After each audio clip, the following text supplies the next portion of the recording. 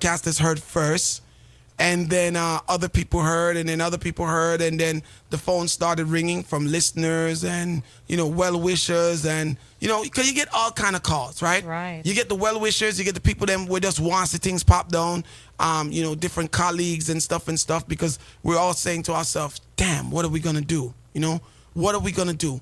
The first thing that came to my mind is like, wow, this is happening to us once again.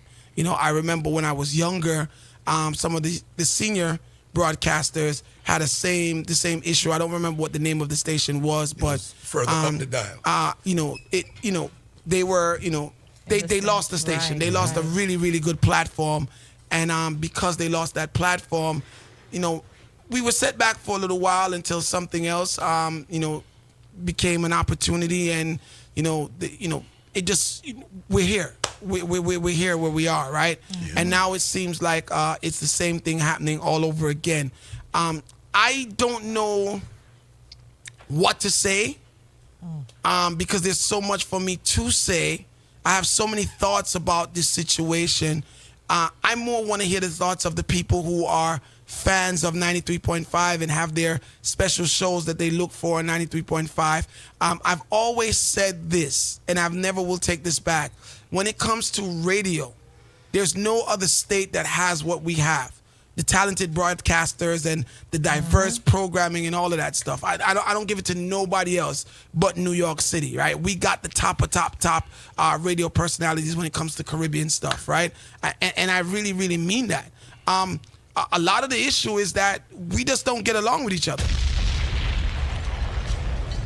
And that may, you know, some of you may be saying that's not part of the problem, but it is a major part of the problem. Yeah. You know, I just want you guys to think about just different scenarios, right? So let's say that one of the broadcasters was able to, you know, by the grace of God, was able to afford to buy this $8 million station that was just sold from right underneath us, right? Yes, the station would be Caribbean owned, and that would be a great thing.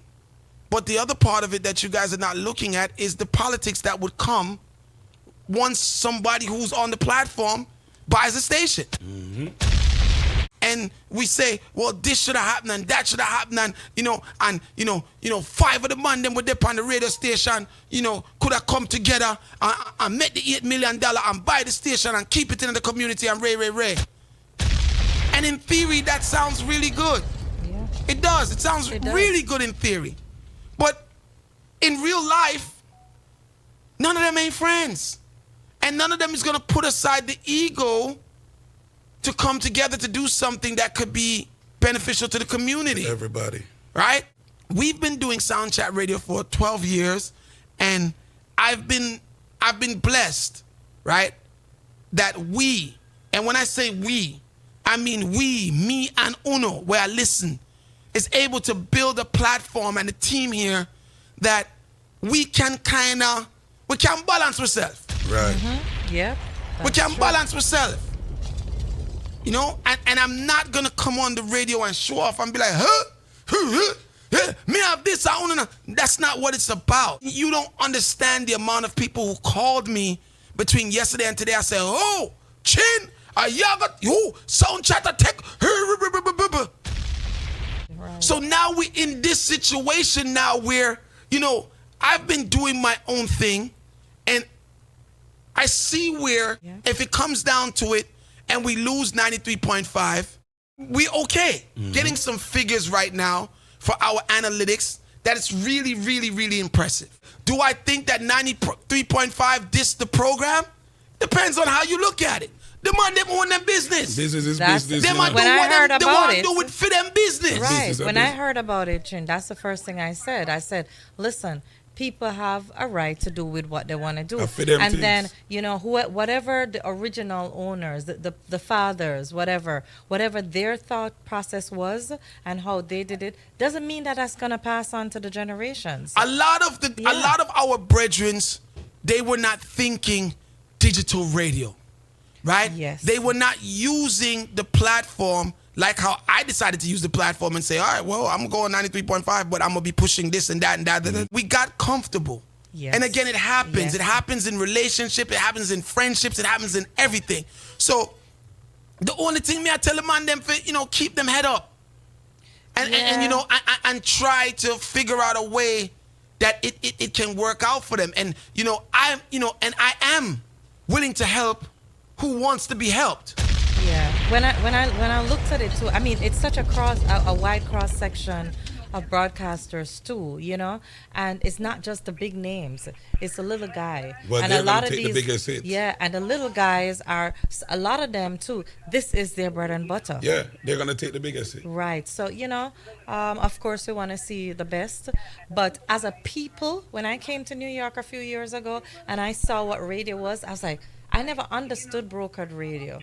That's why when I saw what Chin was doing, I'm like, ooh, this is what I think people should be doing. Sound Chat Radio is a digital platform, right? The phone lines are ringing. Call the police hole, right? We are here 24 hours a day, 7 days a week. We've been doing this programming thing for a very long time. There's diverse personalities here, diverse shows. It's interactive talk radio as well as mixed show radio. We have pastors here. We have all kind of different situations here. We're waking you guys up at 6 o'clock in the morning and driving you to work to 10 o'clock. We have drive time. We have real programming here. Real programming. Right? Those of you, if you were to get up in the morning and realize that, you turn on 93.5 and you're hearing something different, jump over to Sound Chat Radio.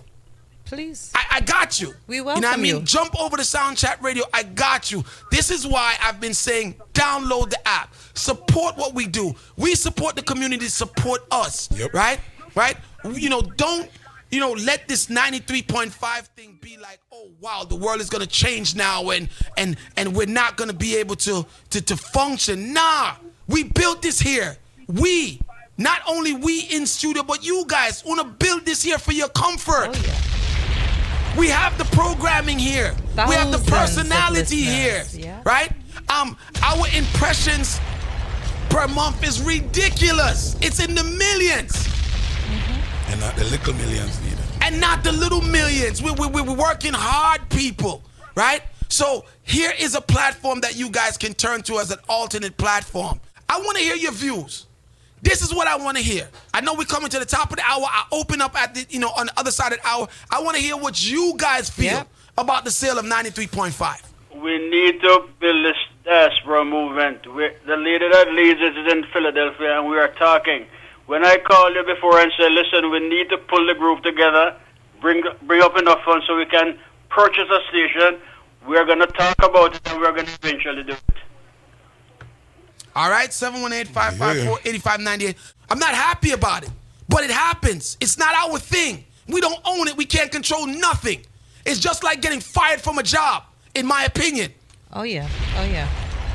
Now, some of you are going to say, but yo, you know how much money the man them pay for them time and they could at least got a warning? And I get that point of view as well. I really get that. And is it somewhat disrespectful? Yes. But guess what, people? Business is disrespectful. Yep. Business don't have no respect for nobody. Don't Call your respect line. you.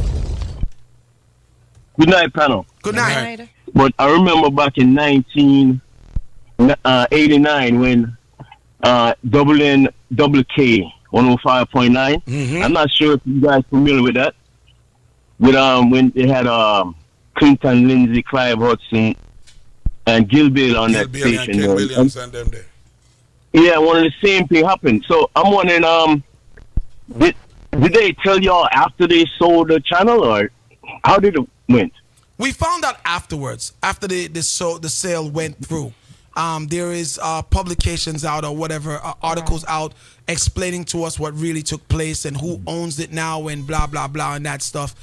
Based on what I'm reading, which is public knowledge, so I can speak about it, it's a Spanish gospel company, right? That owns, that will now occupy the ownership. Now, I'm not sure if they're going to allow, because I hear some people saying that they're going to be allowed to still broadcast with the new owners. I don't know.